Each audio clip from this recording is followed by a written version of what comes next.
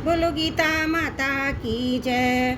ओम श्री परमात्मने नमः। श्रीमद् भगवद गीता तृतीय अध्याय पंचमी श्लोक। नाहि कश्चित् क्षणमपि जातु तिष्ठते कर्मकृत कार्यते अवश्य कर्म सर्वः प्रकृति जैर्गुणे। निसंदेह कोई भी मनुष्य किसी भी काल में क्षण मात्र भी बिना कर्म किए नहीं रहता, क्योंकि सारा मनुष्य समुदाय प्रकृति जनित गुणों द्वारा परवश हुआ कर्म करने के लिए बाध्य किया जाता है। नाहि कश्चित् क्षणमपि जातु तिष्ठतः कर्मकृत। कर्म योग, ज्ञान योग, भक्ति योग, किसी भी मार्ग में साधक कर्म किए बिना नहीं रह सकता। यहाँ कश्चित् क्षणम और जातु ये तीनों विलक्षण पद हैं। इनमें कश्चित् पद का प्रयोग करके भगवान कहते हैं कोई भी मनुष्य कर्म किए बिना नहीं रहता, चाहे वह ज्ञानी हो या अज्ञानी। यद्यपि ज्ञानी का अपने कहलाने वाले शरीर के साथ कोई संबंध नहीं रहता, तथापि उसके कहलाने वाले शरीर से भी हरदम क्रिया होती रहती है। क्षणम पद का प्रयोग करके भगवान कहते हैं यद्यपि मनुष्य मैं हरदम कर्म करता हूँ ऐसा नहीं मानता, तथापि जब तक शरीर के साथ अपना संबंध मानता है तब तक वह क्षण के लिए भी कर्म किए बिना नहीं रहता, चाहे वो ज्ञानी हो या अज्ञानी। यद्यपि ज्ञानी का अपने कहलाने वाले शरीर के साथ कोई संबंध नहीं रहता, फिर भी वह क्रिया होती रहती है। भगवान कहते हैं यद्यपि मनुष्य हरदम कर्म करता हूँ ऐसा नहीं मानता, जब तक शरीर के साथ अपना मानता है तब तक वह क्षण के लिए कर्म पीने नहीं रहता। प्रयोग करके भगवान ये कहते हैं जागृत, स्वप्न, सुषुप्ति, मूर्छा आदि किसी भी अवस्था में मनुष्य कर्म किए बिना नहीं रह सकता। उसका कारण मनुष्य ने अवश्य पद से बताते हैं। प्रकृति के परवश होने के कारण उसे कर्म करने ही पड़ते हैं। प्रकृति निरंतर परिवर्तनशील है। साधक को अपने लिए कुछ नहीं करना। जो विहित कर्म सामने आ जाए उसे केवल दूसरों के हित की दृष्टि से कर देना परमात्मा प्राप्ति का उद्देश्य होने से साधक निषिद्ध कर्म तो कर नहीं सकता। बहुत से मनुष्य केवल स्थूल शरीर की क्रियाओं को कर्म मानते हैं, पर गीता मन की क्रियाओं को भी कर्म मानती है। गीता ने शारीरिक, वाचिक और मानसिक रूप से की गई मात्र क्रियाओं को कर्म माना है। जिन शारीरिक और मानसिक क्रियाओं के साथ मनुष्य अपना संबंध मान लेता है वही सब क्रियाएं कर्म बनकर उसे बांधने वाली होती हैं, उन्हें क्रियाएं नहीं। मनुष्यों की ऐसी धारणा बनी है जिसके अनुसार वे बच्चों का पालन पोषण तथा आजीविका, व्यापार, नौकरी, अध्यापन आदि को भी कर्म मानते हैं। इसके अतिरिक्त खाना पीना, सोना, बैठना, चिंतन करना आदि को कर्म नहीं मानते। इसी कारण कई मनुष्य व्यापार आदि कर्मों को छोड़कर ऐसा मान लेते हैं मैं कर्म नहीं कर रहा हूँ, परंतु यह उनकी भारी भूल है। शरीर निर्वाह संबंधी स्थूल शरीर की क्रियाएं, नींद, चिंतन आदि सूक्ष्म शरीर की क्रियाएं, समाधि आदि कारण शरीर की क्रियाएं, ये सब कर्म में ही हैं। जब तक शरीर में अहंता ममता है तब तक शरीर से होने वाली मात्र क्रियाएं कर्म हैं। कारण कि शरीर प्रकृति का कार्य है, प्रकृति कभी अक्रिय नहीं होती। अतः शरीर में अहंता ममता होते हुए भी कोई भी मनुष्य किसी भी अवस्था में क्षण मात्र भी कर्म किए बिना नहीं रह सकता, चाहे वह अवस्था प्रवृत्ति की हो या निवृत्ति की हो। कार्यते है वशय कर्म सर्व प्रकृति जय गुणे। प्रकृति जन्य गुण प्रकृति के परवश हुए प्राणियों से कर्म कराते हैं।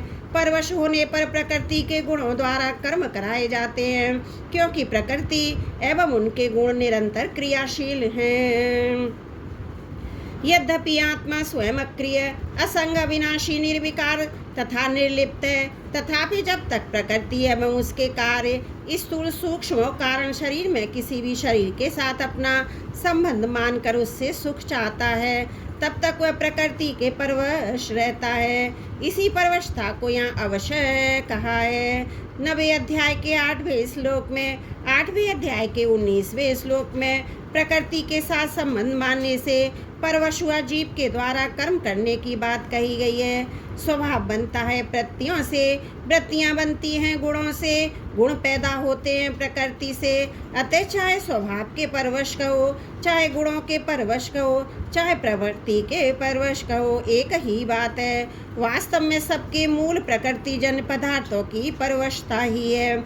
इसी परवशता से सभी परवशताएं पैदा होती हैं। अतः प्रकृति जन्य पदार्थों की परवशता कोई कहीं काल की, कहीं स्वभाव की, कहीं कर्म की, कहीं गुणों की परवशता कह दिया है।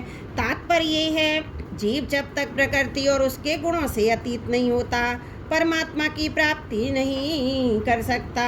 जब तक गुण काल स्वभाव आदि के अवश्य ही रहता है, जीव तब तक प्रकृति के साथ अपना संबंध मानता है, प्रकृति में स्थित रहता है। तब तक कहीं गुणों के, कभी काल के, कभी भोगों के, कभी स्वभाव के परवश होता रहता है, कभी स्वयं वश स्वतंत्र नहीं रहता। इनके सिवा ये परिस्थिति व्यक्ति, स्त्री, पुत्र, धन, मकान आदि के भी परवश होता रहता है। परंतु जब ये गुणों से अतीत अपने स्वरूप का अथवा परमात्म तत्व का अनुभव कर लेता है, तो फिर इसकी यह परवशता नहीं रहती, वह स्वतंत्रता को प्राप्त हो जाता है। विशेष बात है, प्रकृति की स्थूल और सूक्ष्म दो अवस्थाएं होती हैं। जैसे कार्य करना सक्रिय अवस्था है, कार्य ना करना अक्रिय अवस्था है। वास्तव में अक्रिय अवस्था में भी प्रकृति अक्रिय नहीं रहती, प्रत्युत उसमें सूक्ष्म रूप से सक्रियता रहती है। जैसे किसी सोए हुए मनुष्य को जागने के समय से पूर्वी जगा देने पर वह कहता है, मुझे कच्ची नींद में जगा दिया। इससे ये सिद्ध हुआ कि नींद की अक्रिय अवस्था में भी नींद के पकने की क्रिया हो रही थी। जब पूरी नींद लेने के बाद मनुष्य जागता है, तब उपयुक्त बात नहीं कहता, क्योंकि नींद का पकना पूर्ण हो गया। इसी प्रकार समाधि, प्रलय, महाप्रलय आदि की अवस्थाओं में भी सूक्ष्म रूप से क्रिया होती रहती है। वास्तव में देखा जाए तो प्रकृति की कभी अक्रिय अवस्था होती नहीं, क्योंकि वह प्रतिक्षण बदलने वाली है। स्वयं आत्मा में कर्तापन नहीं है, परंतु प्रकृति के कार्य शरीर आदि के साथ अपना संबंध मानने से प्रकृति के परवश हो जाता है। इसी परवशता के कारण स्वयं अकर्ता होते हुए भी अपने को कर्ता मानता रहता है। वस्तुतः आत्मा में कोई भी परिवर्तन रूप क्रिया नहीं होती। जैसे प्रकृति द्वारा समस्त सृष्टि की क्रियाएं स्वाभाविक रूप से हो रही हैं, ऐसे ही इसके द्वारा बालकपन, जवानी अवस्थाएं, भोजन का पचना, श्वासों का आवागमन और क्रियाएं, इसी प्रकार देखना, सुनना आदि क्रियाएं भी स्वाभाविक रूप हो रही हैं। परंतु जीवात्मा कुछ क्रियाओं में अपने को कर्ता मानकर बंध जाता है। प्रकृति की निरंतर परिवर्तनशील शुद्ध स्वरूप में कभी कोई परिवर्तन नहीं होता। वास्तव में प्राकृतिक पदार्थों की कोई स्वतंत्र सत्ता नहीं है। प्रतिक्षण बदलने से पुंज का नाम ही पदार्थ है। पदार्थों के साथ अपना संबंध मानने से कोई भी मनुष्य किसी भी अवस्था में क्षण मात्र भी कर्म किए बिना नहीं रह सकता। अगर साधक ऐसा वास्तविक अनुभव कर ले कि संपूर्ण क्रियाएं पदार्थों में ही हो रही हैं, पदार्थों के साथ मेरा किंचित मात्र भी संबंध नहीं है, तो वह परवशता से मुक्त हो सकता है। कर्मयोगी प्रतिक्षण परिवर्तनशील पदार्थों की कामना, ममता, आसक्ति का त्याग करके इस परवशता को मिटा देता है। क्रिया मात्र केवल प्रकृति में ही होती है, परंतु प्रकृति के साथ अपना तादात्म्य स्वीकार करने से मनुष्य प्रकृति जन्य गुणों के अधीन हो जाता है। अवश्य उसका क्रिया के साथ संबंध हो जाता है। इसलिए प्रकृति के साथ अपना संबंध मानने वाले कोई भी मनुष्य जागृत, स्वप्न, सुषुप्ति, मूर्छा, समाधि तथा सर्ग, महासर्ग, प्रलय, महाप्रलय आदि किसी भी अवस्था में क्षण मात्र भी कर्म किए बिना नहीं रह सकता। सुषुप्ति, मूर्छा तथा समाधि अवस्था में क्रिया कैसे होती है? मनुष्य सोता हो, कोई उसको बीच में ही जगा दे तो कहता है मेरे को कच्ची नींद से जगा दिया। इससे सिद्ध हुआ सुषुप्त के समय भी नींद के पकने की क्रिया हो रही थी। ऐसे ही मूर्छा समाधि के समय भी क्रिया होती है।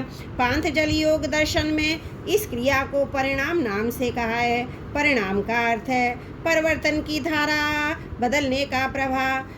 समाधि के आरंभ से लेकर व्युत्थान होने तक क्रिया होती रहती है। अगर क्रिया ना हो तो व्युत्थान हो ही नहीं सकता। समाधि के समय परिणाम होता है, समाधि के अंत में व्युत्थान होता है।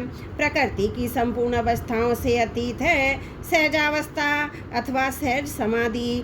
सहजावस्था स्वरूप की होती है, जिसमें किंचित मात्र भी कोई क्रिया नहीं है, क्रिया होनी संभव ही नहीं है। अतः सहजावस्था में परिणाम और व्युत्थान कभी होता नहीं, कारण की क्रियाएं प्रकृति विभाग में ही है, स्वरूप विभाग में नहीं है। कर्म करने में तो हम परतंत्र हैं, पर उसमें राग द्वेष करने से अथवा ना करने से हम स्वतंत्र हैं। त्रुटियों के लिए क्षमा प्रार्थी हूँ। पंचम श्लोक समाप्त।